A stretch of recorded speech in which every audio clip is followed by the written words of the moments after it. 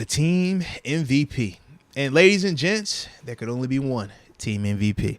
You notice all the other positions we did, offense and defense, because I'm a big believer that, you don't want all the offensive guys to get all the love, but at the same time, we don't want to just give every award to every defender that balled out this season either. So we had to split it up. But now, it's time for the team MVP. So, in the chat, drop down who you guys think was the team MVP. We already know who the Steelers thought where the team MVP was. They went with Minkah Fitzpatrick. So, I guess... You want me to go first or you want to go first? You go first. All right. I think I already revealed mine, kind of. I guess I did too, kind of. I think everyone did. It's Minkah Fitzpatrick. I'm rolling with Minkah Fitzpatrick for multiple reasons. The consistency, the big plays, the demeanor, the turnovers, the whenever we needed splash, whenever we needed a guy, whenever we had some adversity and had to overcome it, he was the guy. And I also felt that he also had some adversity this season. That Eagles game, we saw what happened. A.J. Brown down the middle, that was on Mink. He understood that. But what happened after that? My man came back and was just a better player, even from that stance. He had nothing for them in the game. Yeah, nothing for them in the game. Next game, he was good. That's what I said. That's what I said. You saw what happened after that. As in, like, bye week, next game, we're good. Oh no, he couldn't even play in the Saints game after the bye. Because of the whole what was it? Appendicitis. That's what it was. Yeah, but he came back a week after that. Yeah. He lost an appendix. He wanted to play and then get it removed after. Yes, he took his it came back and still balled out. Remember, we were questioning like, "Yo, is this even safe?" We all had that. Is this even safe? And my man's went out there and was like, "Yo, I don't care if it's safe. I ball." When he did that, I said, Lord have mercy. All right, there's nothing else we can say about this man. And then he went ahead and tied the league in interceptions this season at a position that isn't even known for leading the league or time for the league lead in interceptions. He plays safety, not corner. You associate corners with getting picks, not safeties. But that's what this man did. And Deke, I'm old enough to remember when we would criticize him for not always wanting to be a willing participant in the tackling game. He's dropping the shoulder now. Now he booms on people. He's a boomer. I'm like, bro, I like it. Makes that do.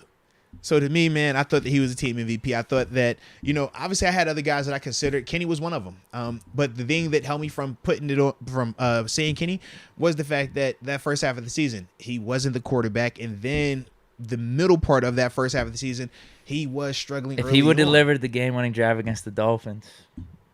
I mean, we'll see. That's what I'm saying. If he would have done that, combined with the two at the end. It could have changed a lot, man. Absolutely. And we make the playoffs. Yeah.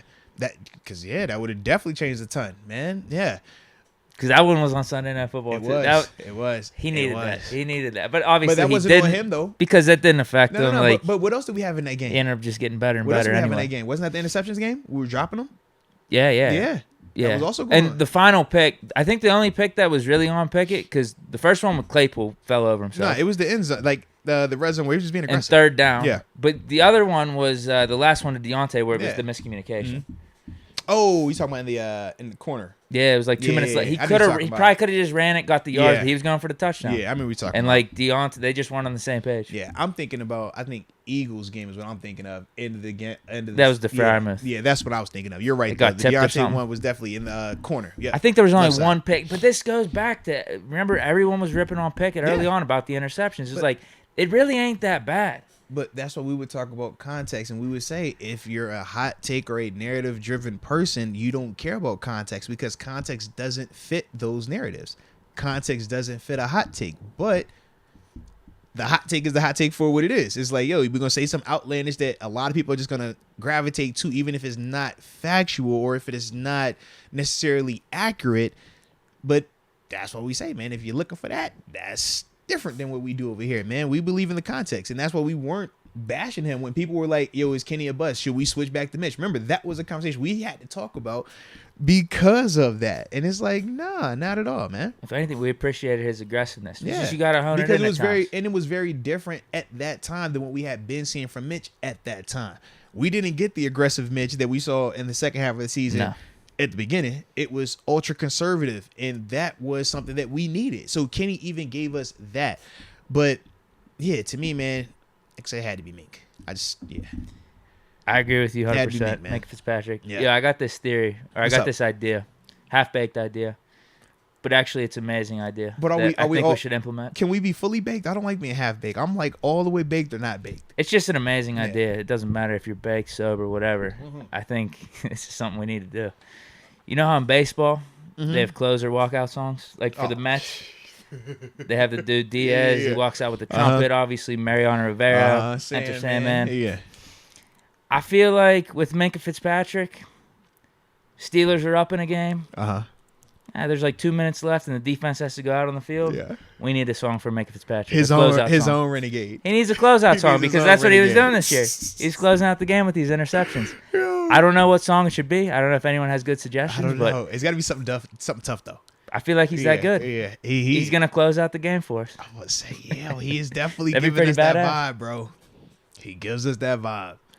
Maybe we could just use the trumpet song. We could just steal that because everyone knows what that means right now. Yeah. Because of the Mets and everything with them using it. That's like the modern day closeout song. Could we go into the Sandman though? I know collegiately that's tech. I feel like the trumpet song, we just should do it. Just take over? Yeah. And it's the Mets. They the little brother. They don't count. What I mean is, and I think it's been so popularized right now. Whenever you hear those trumpets going off, brr, brr, brr, brr, like everyone thinks about. You just know what time it is. Yeah. He's walking out to close the game. Yeah, we should just steal that. Next year, week 1. Hey, Minkah has definitely earned it. If we're going to do it, People are saying Chief Keef. Ooh. Now, GP said he listened to Chief Keef for his pregame. Yeah.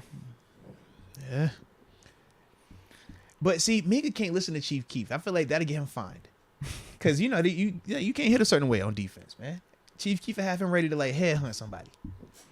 Maybe Minkah could pick it. Good. Give some time. Yeah, we got to think about this in the offseason. We got time right now. Yeah, we got time. So we can get creative. We got like 7 months. Thomas Villa said DMX. Throw a little of that Dark Man X on him. Ooh. Noam says Super Gremlin. Huh. Hey, but we got to like feature him, right? Yeah. We got to somehow like get the players around him and have him walk out onto the field. Hey, do it like how you saw the Chiefs. They did the little ring around the Rosie and then play the play.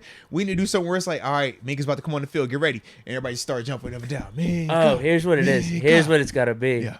Almost like basketball intros. Like he's just got to be sitting on the bench. And then the camera pans to him. And then you got the lines of players. Do a little. Gotta have a little handshake. That's what it is. Okay. We need it. That might could work right there.